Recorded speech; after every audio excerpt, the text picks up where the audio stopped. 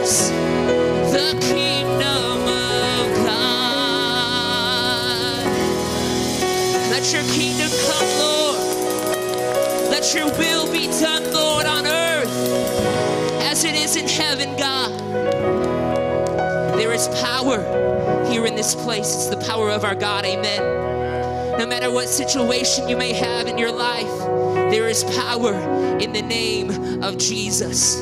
You may feel like your fire that has been burning in your soul is growing dim, but there is power in the name of Jesus to ignite that flame once again. Whether it's a sickness in your life, whether it's a financial difficulty, whether it's depression or anxiety, there is power in the name of our God. So I want to encourage you as the pastors and the prayer partners are coming, whatever your need may be this morning, that the power that raised Christ from the dead, the resurrection power of our God is in this place right now.